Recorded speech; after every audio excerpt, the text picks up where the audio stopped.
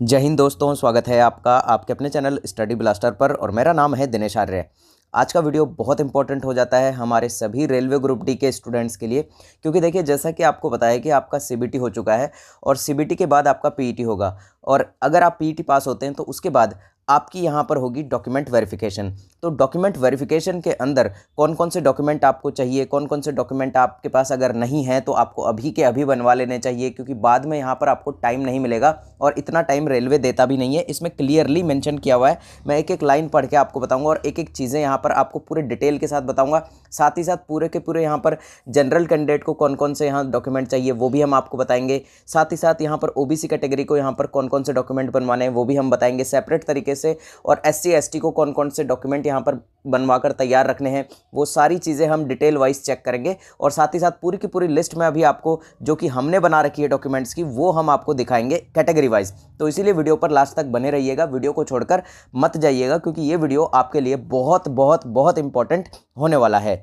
अब यहाँ पर देखिए verification of original documents and format certificates. अब यहाँ रेलवे इसमें क्या बता रहा है कि all original documents with 2 sets of self attested photocopies. अब यहाँ पर रेलवे कह रहा है कि यहाँ पर आपको अपने सारे के सारे डॉक्यूमेंट्स जो भी इन्होंने मेंशन किए हैं वो अभी हम बात करेंगे। तो सारे के सारे वो डॉक्यूमेंट्स आपको लेकर जाने हैं, साथ ही साथ इनकी 2 फोटोकॉपीज यहाँ लेके जानी है जो कि आपके स्वयं के द्वारा यहाँ पर अटेस्टेड की गई हो, यानी कि सेल्फ अटेस्ट यहाँ पर की गई हो।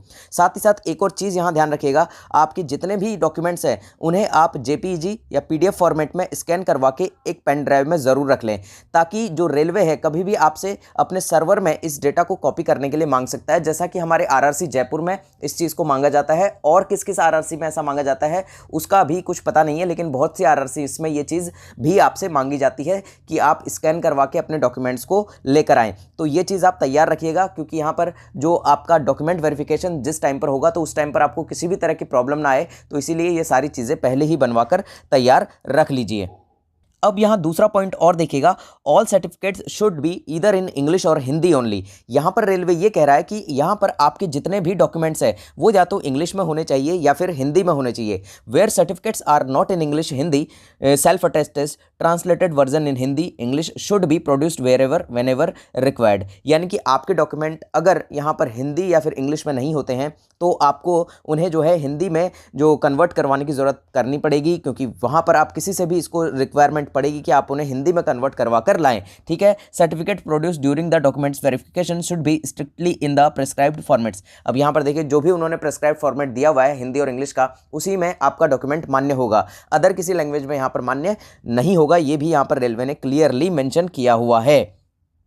अब यहाँ पर जो अगला पॉइंट है इसको भी अच्छे से पढ़ लीजिएगा, no additional time will be given to the candidates not producing their original certificate on date on their document verification and the candidature of such candidate is liable to be cancelled। यानी कि जो आपके जो जितने भी document हैं उनका यहाँ पर ओरिजिनल सर्टिफिकेट जो भी है, यहाँ पर जैसे आपकी मान लीजिए 10th की मार्कशीट है, अगर अभी तक आपकी नहीं आई है, मान लीजिए जिस दिन आपका डीवी हो रहा है उस दिन तक आपकी 10th की मार्कशीट नहीं आई है, तो आप यहाँ पर उस चीज़ के लिए यहाँ अवैध घोषित आ जाएंगे, इनवैलिड घोषित हो जाएंगे। रेलवे ने जो भी डेट यहाँ पर अपने नोटिफिकेशन में डाली गई थी उससे पहले पहले के आपके डॉक्यूमेंट्स बने हुए होने चाहिए। ये रेलवे ने इस वाले पॉइंट में क्लियर कर दिया है। जो भी डेट रेलवे ने दिया होगा, जैसा कि फॉर्म आपका था 2019 का, तो आपके सारे जो डॉक्यूमेंट है 10th की मार्कशीट वगैरह, सिर्फ अभी हम कुछ सर्टिफिकेट हैं जो कि यहाँ बाद में भी बनते हैं उनकी बात भी करेंगे, लेकिन यहाँ जो भी आपका जो एलिजिबिलिटी है, जो आपकी शैक्षणिक योग्यता है, ये इससे पहले पहले की आपकी होनी चाहिए, वो रेलवे ने यहाँ पर क्लियर मेंशन किया हुआ है। अब यहाँ देखिए एक एक डॉक्यूमेंट की हम बात कर लेते हैं डिटेल से। तो पहला जो डॉक्यूमेंट यहाँ पर आपके पास होना चाहिए वो होना चाहिए यहाँ पर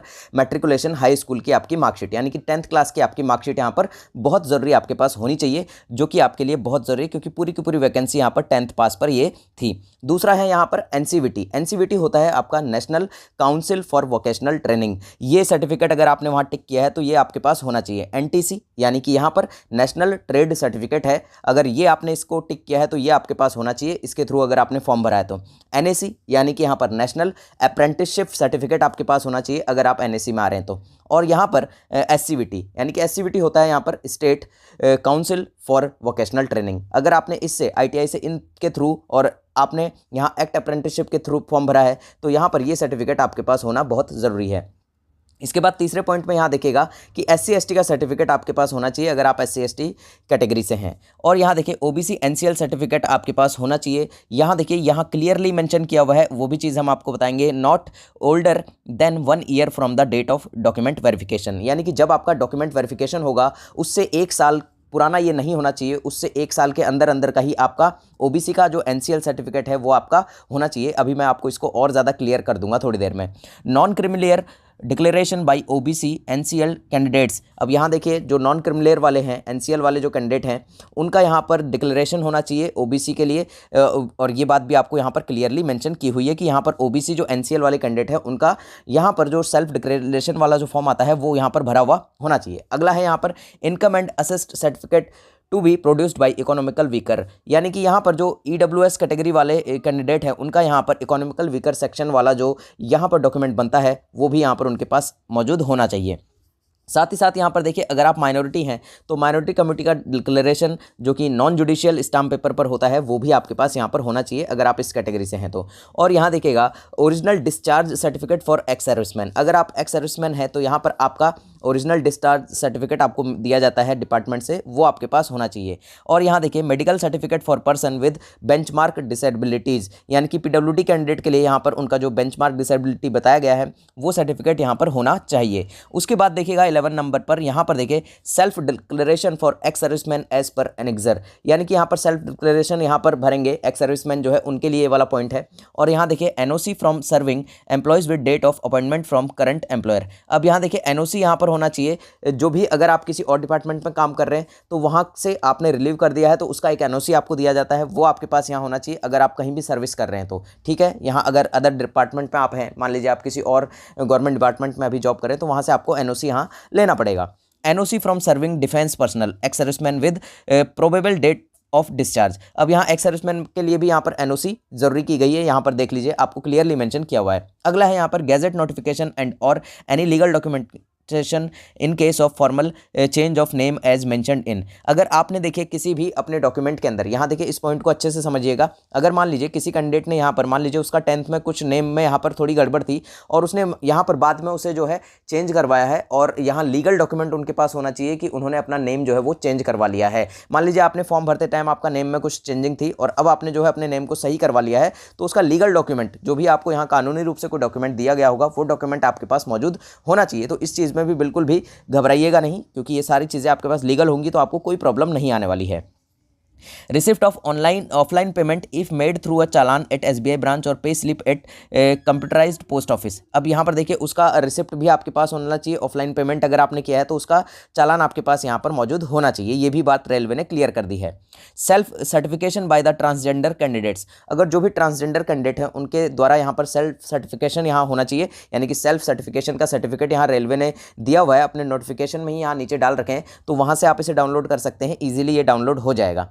अगर आप जम्मू और कश्मीर से हैं तो वहाँ का डोमिसाइल सर्टिफिकेट आपको, अगर आप एप्लीकेबल हैं तो, यानी कि अगर आप जम्मू कश्मीर के निवासी हैं तो वहाँ का आपको मूल निवास यहाँ डोमिसाइल सर्टिफिकेट होना अवश्य ज़रूरी है। अब यहाँ देखिएगा certificate of eligibility issued by the government of India as per para 4.1F, यानी कि सर्टिफिकेट आपका होना चाहिए जो भी आपकी योग्यता बन रही है उसके अकॉर्डिंग, यानी कि पैरा नंबर 4.1 के अकॉर्डिंग जो गवर्नमेंट ऑफ इंडिया कहती है उसके अकॉर्डिंग अगर आप यहाँ पर आ रहे हैं तो आपके पास ये निश्चित रूप से होना चाहिए। अब यहाँ देखिए decree of divorce judicial separation from the competent court of law as applicable and affidavit stating that the candidate has not remarried. अब यहाँ पर देखिए अगर कोई कैंडिडेट ऐसा है जो कि यहाँ पर डाइवोर्स्ड है, कोई महिला और जो भी पुरुष है, और वो यहाँ पर अलग से सेपरेशन में रह रही है और यहाँ पर अभी तक उसने रीमैरिड नहीं किया, तो उसका यहाँ पर उसके पास पूरा का पूरा एफिडेविट होना चाहिए जो कि यहाँ पर कोर्ट के द्वारा दिया जाता है। ठीक है, तो डाइवोर्स के लिए यहाँ पर ये वाला केस यहाँ पर प्रॉपर क्लियर हो गया होगा। और यहाँ देखिए अगला जो एक और पॉइंट है death certificate of husband in case of window. अब यहाँ पर देखिए आपका डेथ सर्टिफिकेट होना चाहिए अगर आपके जो हस्बैंड है वो डेथ हो गई है उनकी, यानी कि आप विडो हैं, तो उनके लिए भी यहाँ पर ये वाला पॉइंट जो है वो बहुत इंपॉर्टेंट है। और यहाँ देखिए affidavit stating that the candidate has not remarried. अब यहाँ पर उसके पास ये भी एफिडेविट बना हुआ होना चाहिए कोर्ट से कि यहाँ पर उसने जो है रीमैरिड नहीं की है, यानी कि दोबारा शादी नहीं की है। और यहाँ देखिएगा एक और चीज़ यहाँ पर बहुत क्लियरली यहाँ पर लिखी हुई है एक्स सर्विसमैन के लिए कि ex serviceman candidates who secure civil employment after applying for this CEN should give self declaration to the concerned employer about the details of application against this CEN soon as they join. The analogy copy of declaration along with NOC from the civil employer should be produced during document verification. यानी कि उन्हें NOC लेकर आनी पड़ेगी। ये clearly यहाँ पर लिखा हुआ है कि अगर वो यहाँ पर अभी किसी सर्विस में है, डिफेंस सर्विस में है, तो यहाँ पर अभी उन्हें यहाँ पर अपना जो है NOC लेकर आना पड़ेगा और वो रेलवे को यहाँ प्रस्तुत करना पड़ेगा। तो ये सारी चीज़ें थी और अब हम बात कर लेते हैं एक एक कैटेगरी वाइज की किस कैटेगरी को कौन कौन से डॉक्यूमेंट यहाँ पर चाहिए। अब यहाँ देखिए एक एक चीज़ हम आपको बताते हैं। सबसे पहले जनरल कैंडिडेट की और ओबीसी कैटेगरी के लिए जो यहाँ पर सबसे बड़ा डाउट ओबीसी वाले कैंडिडेट के मन में बना हुआ है कि सर जब हमने फॉर्म भरा था तो तब हम यहाँ पर क्रीमी लेयर में थे और अब हम नॉन क्रीमी लेयर में हो गए हैं, या फिर कई कैंडिडेट्स का ये है कि हम उस टाइम पर यहाँ नॉन क्रीमी लेयर में थे और अब हम क्रीमी लेयर में हो गए हैं। तो यहाँ पर ये वाला डाउट भी मैं अभी क्लियर कर दूंगा, तो वीडियो पर लास्ट तक बने रहिएगा। तो यहाँ देखिए जनरल कैंडिडेट जो हैं सारे डॉक्यूमेंट्स जो भी हमने आपको यहाँ पर बताए हैं, जो भी लिस्ट हमने आपको यहाँ दी है, वो डॉक्यूमेंट्स की देखिए आपको ओरिजिनल कॉपी तो रखनी है, साथ में यहाँ इनकी 2 फोटो स्टेट आपको करा लेनी है, यानी कि 2 फोटो कॉपी रखनी है जो कि आपकी सेल्फ अटेस्टेड होनी चाहिए। और साथ ही साथ एक और चीज़ मैंने आपको जो स्टार्टिंग में ही बता दिया था और रेलवे ने भी वो क्लियरली लिखा हुआ है कि यहाँ पर आपको आपके सारे डॉक्यूमेंट्स की जो कॉपी है उन्हें स्कैन करके JPEG या फिर PDF फॉर्मेट में आपको पेन ड्राइव में लेकर जाना है। यहाँ पर रेलवे आपसे मांग सकता है, यानी कि बहुत सारे RRC हैं जो कि यहाँ पर आपसे स्कैन कॉपीज़ भी मांगती है। तो यहाँ जगह इसमें जैसे कि अपना RRC जयपुर है, ये तो मांगता ही मांगता है। तो यहाँ पर अगर आप RRC जयपुर से हैं तो आपको ये स्कैन करवा के आज ही रख लेना है। और कौन कौन सी RRC में ऐसा होता है ये मुझे कंफर्म नहीं है, तो उस चीज़ को आप फिर भी यहाँ पर अपने दिमाग में रखिएगा और अपने सारे डॉक्यूमेंट्स जो है आज ही स्कैन करवा के रख लीजिएगा, क्योंकि यहाँ पर रेलवे जो है अपने सर्वर में डेटा में इस चीज़ को कॉपी कर सके, तो इसीलिए वो आपसे पेन ड्राइव में भी ये सारी चीज़ें मांगता है। अब यहाँ देखिए जनरल कैंडिडेट को जो पहला डॉक्यूमेंट चाहिए वो यहाँ पर 10th का मार्कशीट चाहिए, जो कि यहाँ पर निश्चित रूप से आपके पास होना चाहिए। अगर आपने यहाँ पर उसमें अपनी हायर क्वालिफिकेशन यहाँ ऐड की है तो यहाँ पर हायर क्वालिफिकेशन मान लीजिए आपकी 12th है या ग्रेजुएशन है या फिर MA है, जो भी है, तो वो भी आपको वहाँ पर शो करनी पड़ेगी। अगर आपने वहाँ पर फिल किया है तो यहाँ पर ये कंडीशन है, अगर आपने फिल किया है तो आपको शो करनी पड़ेगी, नहीं किया है तो कोई दिक्कत वाली बात यहाँ आपके लिए नहीं आने वाली है। आधार कार्ड का यहाँ पर फ्रंट और बैक दोनों आपको फोटोकॉपी करके रख लेना है। NOC यहाँ पर देख लीजिए, NOC यहाँ आपको पता है एक्स सर्विसमैन वगैरह के लिए है NOC, या फिर यहाँ पर जो अगर आप किसी और अदर डिपार्टमेंट में काम कर रहे हैं तो वहाँ से आपको NOC लेनी पड़ेगी। और यहाँ देखिए EBC जो है, यहाँ पर जो EBC कैंडिडेट है, जैसे कि बहुत सारे कैंडिडेट ऐसे हैं जिन्होंने कि यहाँ पर EBC को भर दिया था, यानी कि जब फॉर्म भरे गए थे ये, तो बहुत सारे कैंडिडेट ने यहाँ पर EBC वहाँ पर टिक कर दिया था। यानी कि यहाँ पर इसमें क्या हुआ था, इकोनॉमिकल बैकवर्ड यहाँ पर क्लास जो होता है, जिसमें कि यहाँ पर आपकी जो फीस थी 500 की बजाय यहाँ पर 250 लगी थी, तो बहुत सारे कैंडिडेट ने इसे भर दिया था। तो ये आप बनवा सकते हैं, बहुत ही सिंपल सा प्रोसेस है इसके लिए। तो इसके लिए फॉर्म आता है, वो आप यहाँ पर इसे जनरेट करवा सकते हैं। और अगर आपसे यहाँ पर जो है आप नहीं बनवा पा रहे हैं और आप डॉक्यूमेंट वेरिफिकेशन के लिए पहुँच गए हैं, तो इसके लिए आप क्या है कि आप एफिडेविट बनवा लीजिएगा कि सर गलती से ये उस टाइम पर हमने भर दिया था, तो इससे कोई ज़्यादा प्रॉब्लम आपको नहीं आने वाली है। अगला है यहाँ पर देखिएगा एक्स सर्विसमैन के लिए, यहाँ पर आपको मैंने पहले ही बता दिया कि एक्स सर्विसमैन के लिए जो डॉक्यूमेंट चाहिए NOC वगैरह वो यहाँ पर चाहिए। और यहाँ पर आपका जो दूसरा डिपार्टमेंट से आपने छोड़ा है वो भी आपका यहाँ रिलीविंग लेटर वगैरह सारी चीज़ें आपको मौजूद रखनी है।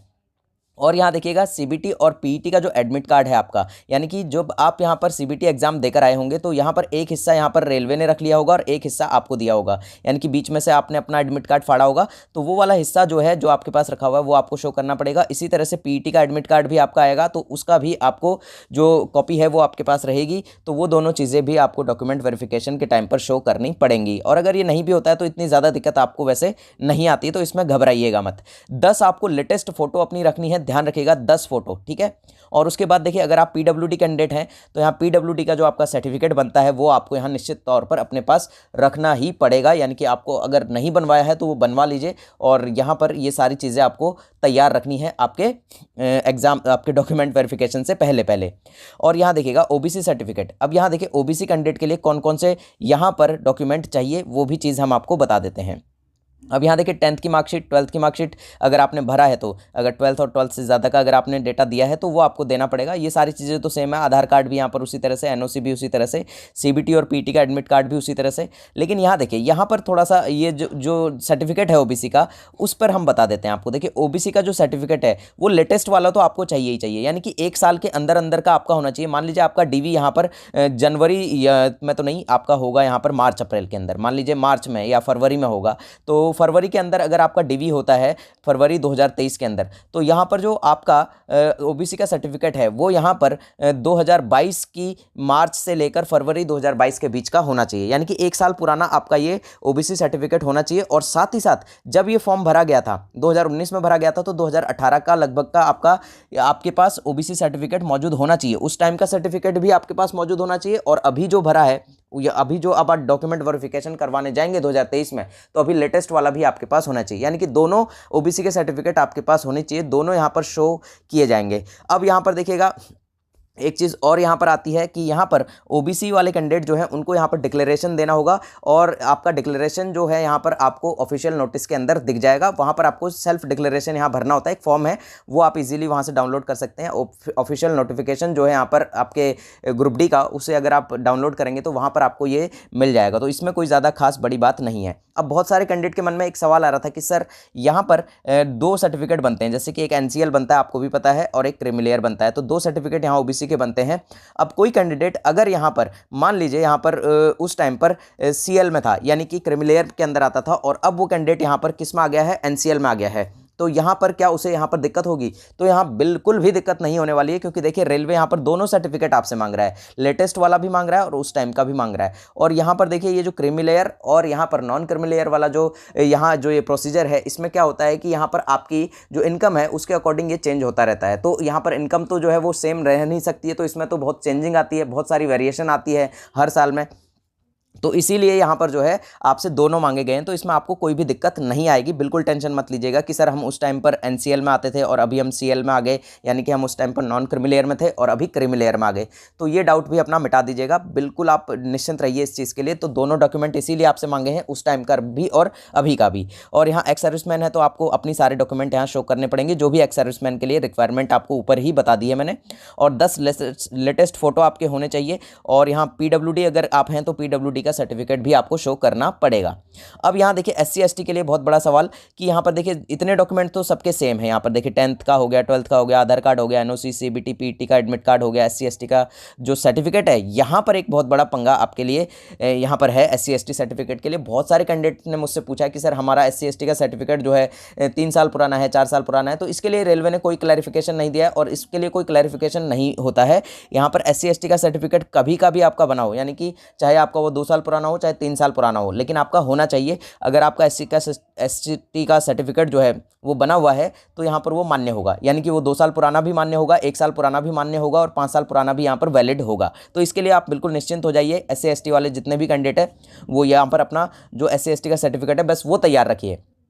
और जो एक्स सर्विसमैन है वो वाला आपको डेटा हमने बता ही दिया है। 10 लेटेस्ट फोटो आपको भी तैयार रखनी है। और अगर यहाँ पर आप एससी एसटी कैंडिडेट हैं और पीडब्ल्यूडी से हैं तो आपको पीडब्ल्यूडी का जो आपका सर्टिफिकेट है वो आपको शो करना पड़ेगा। एक और क्वेश्चन जो यहाँ पर सभी कैंडिडेट के मन में बना हुआ है कि अगर किसी के नेम में गलती हो गई, किसी के डेट ऑफ बर्थ में गलती हो गई, किसी ने यहाँ पर फादर नेम या मदर नेम में कुछ यहाँ पर स्पेलिंग गलती कर दिया है, तो वो आप यहाँ पर सही कर सकते हैं, उसमें कोई दिक्कत आपको आने वाली नहीं है। आपको सिर्फ यहाँ पर एक एफिडेविट बनवा के ले जाना होगा नोटरी से, और वो वहाँ पर आपको यहाँ प्रस्तुत करना होगा अपने डॉक्यूमेंट वेरिफिकेशन के टाइम पे। तो ये चीज़ आप पहले ही बनवा कर रख लीजिएगा ताकि उस टाइम पर आपको दिक्कत ना आए, क्योंकि यहाँ पर अगर उस टाइम आपको दिक्कत आ जाती है तो यहाँ पर आपका जो प्रोसीजर है उसमें यहाँ पर आपको बहुत ज़्यादा टाइम लग जाएगा, और आसपास अगर आपको नोटरी नहीं मिलेगी तो यहाँ बहुत बड़ी दिक्कत आपके लिए क्रिएट हो जाएगी। तो ये सारी चीज़ें पहले ही यहाँ तैयार कर लीजिएगा, तो यहाँ इसमें कोई ज़्यादा प्रॉब्लम आपको नहीं आएगी एफिडेविट बनवाने में। तो ये सारी चीज़ें थी जो कि हमने आपको पूरे डिटेल से बता दी, और अब उम्मीद करते हैं कि आपको बिल्कुल किसी तरह का डाउट नहीं रहेगा यहाँ पर आपके डॉक्यूमेंट वेरिफिकेशन के लिए। तो मिलते हैं अगले वीडियो में। वीडियो पसंद आ गया हो तो